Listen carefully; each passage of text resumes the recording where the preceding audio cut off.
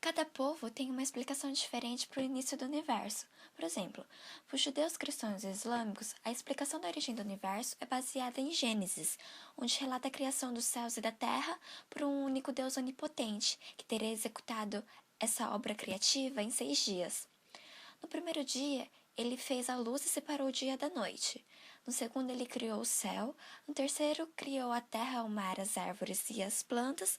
No quarto, fez o sol, a lua e as estrelas. No quinto, ele criou os peixes e as aves.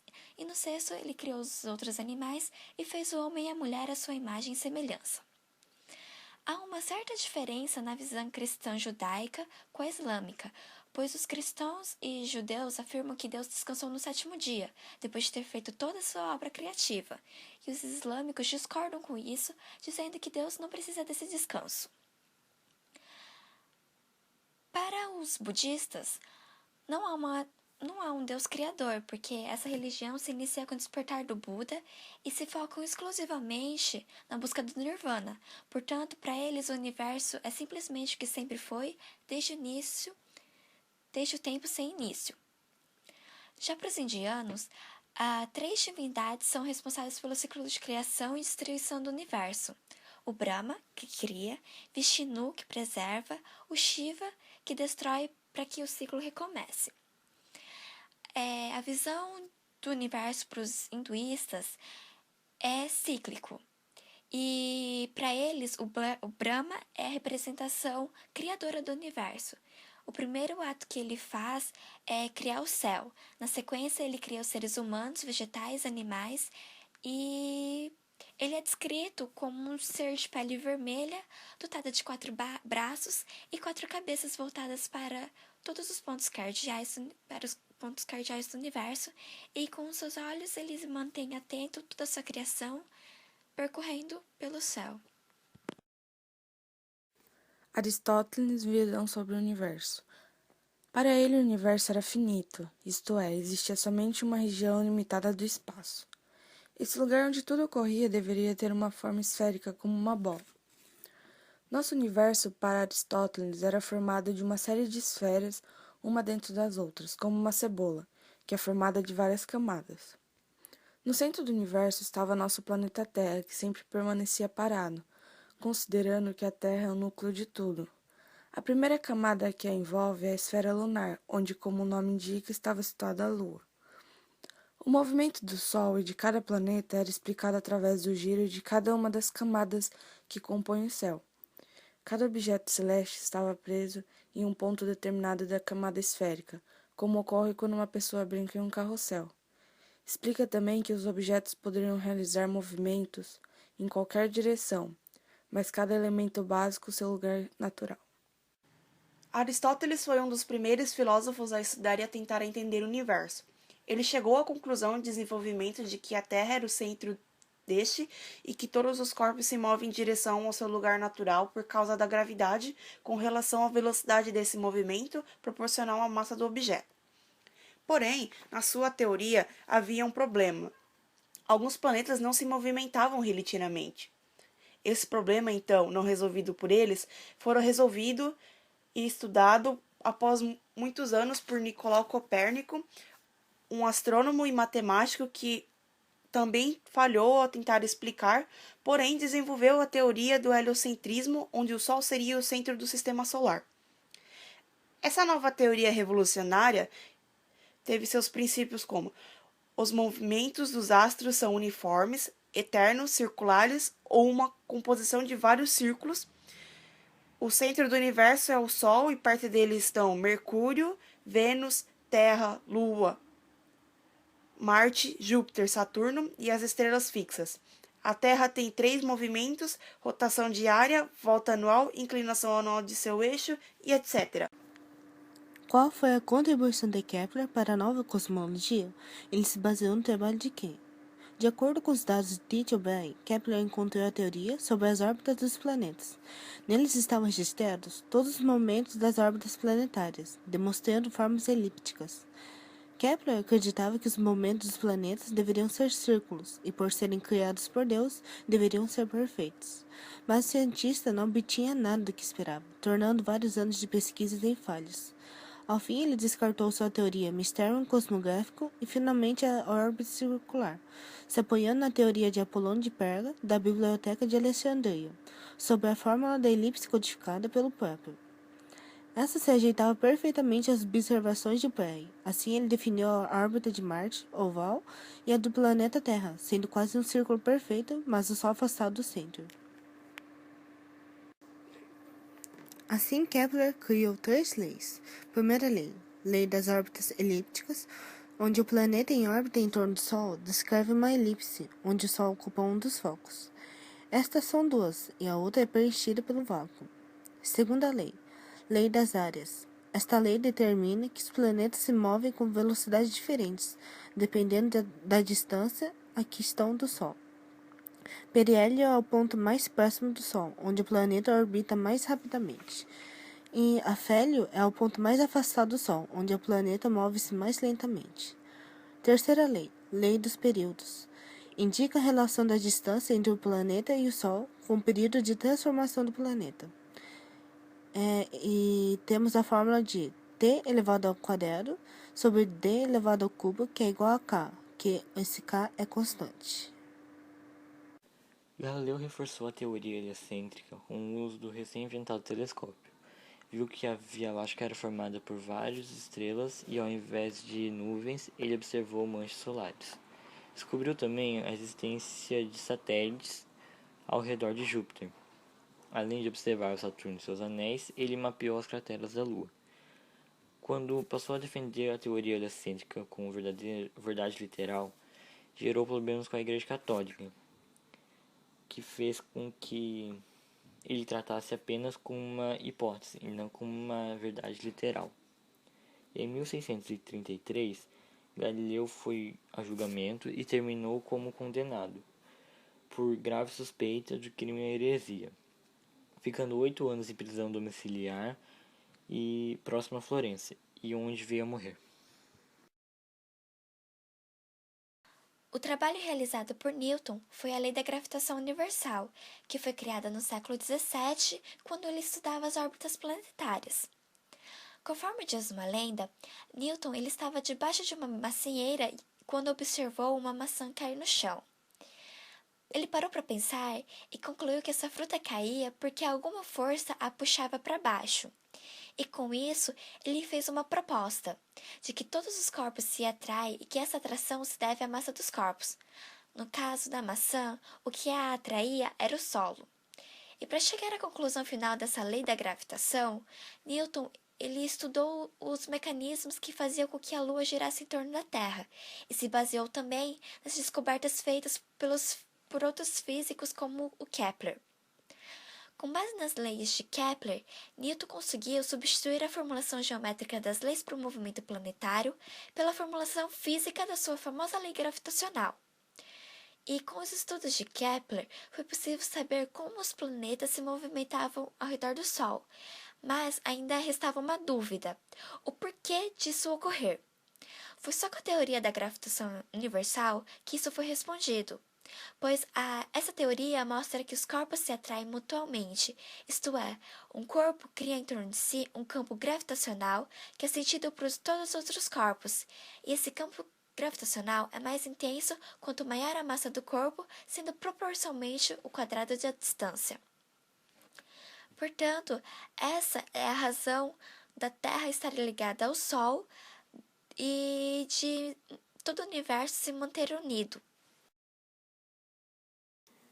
Bom, agora eu vou falar da estranha órbita de Mercúrio. Em meados do século XIX, alguns cientistas eles estavam intrigados com a maneira estranha com que a órbita do planeta Mercúrio girava em torno do Sol. Aí, em 1860, o matemático francês Urbain Le Verrier ele sugeriu que talvez o problema poderia ser resolvido se fosse considerada a existência de um planeta movendo-se entre Mercúrio e o Sol. Aí, a partir dos relatos de Les Carbault, Le Verrier estimulou que a massa do suposto planeta vulcanoide, ele seria de ordem de mais ou menos 1/7 da massa de Mercúrio. Porém, não era suficiente para explicar o estranho comportamento da órbita de Mercúrio. Aí, com o tempo, as buscas perderam ritmo, mas serviram para estimular a criatividade de outras mentes curiosas, de outros cientistas, e sendo uma dessas mentes de um jovem alemão que em 1916 ele publicou uma nova teoria com a qual explicava bem o estranho movimento da órbita de Mercúrio sem a necessidade de um planeta intramercuriano. Era o Albert Einstein e suas ideias ficaram conhecidas como a Teoria Geral da Relatividade. Einstein, princípios da nova visão. Teoria da relatividade. Trouxeram a noção de que não há movimentos absolutos no universo. Para ele, o universo não é plano, como na geometria euclidiana, nem o tempo é absoluto, mas ambos se combinam em um espaço-tempo curvo. Na verdade, as duas teorias são uma só, mas foram apresentadas por Einstein em momentos diferentes. A teoria da relatividade restrita é postulada como o princípio da relatividade, isto é, as leis da física são as mesmas em todos os sistemas e se movem de modo uniforme em relação um ao outro. De acordo com a relatividade restrita, se dois sistemas se movem de modo uniforme em relação um ao outro, é impossível determinar algo sobre seu movimento, a não ser que ele seja relativo. Isso se deve ao fato de a velocidade da luz no vácuo ser constante, sem depender da velocidade da sua fonte ou de quem observa. Um dos mais significativos aspectos do trabalho de Albert foi de dar natural unidade aos conceitos de eletricidade e magnetismo. O universo estacionário é uma teoria elaborada em 1948 por Fred Hoyle, Thomas Gold e Hermann Bond, porém desacreditada em cosmologia, pois, apesar da descoberta da expansão do universo, muitos pesquisadores acreditavam que esse era similar em todas as direções e imutável no tempo, com produção contínua de matéria para contrabalançar a expansão observada, mantendo a densidade média constante, ou seja, duraria eternamente.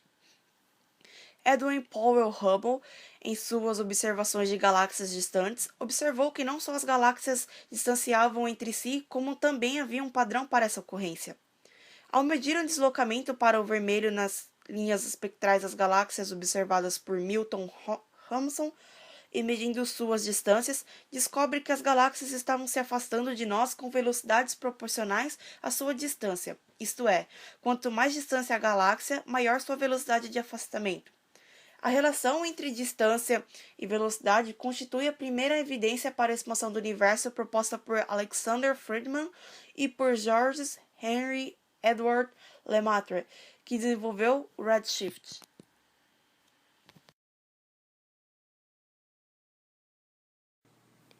Na verdade, a teoria do Big Bang ela não diz que o universo se originou de uma explosão propriamente dita, porque a ocorrência de uma explosão pressupõe a existência de alguma coisa anterior que explodiu em um meio pré-existente. E no caso do universo, tudo que existe surgiu desse ponto inicial.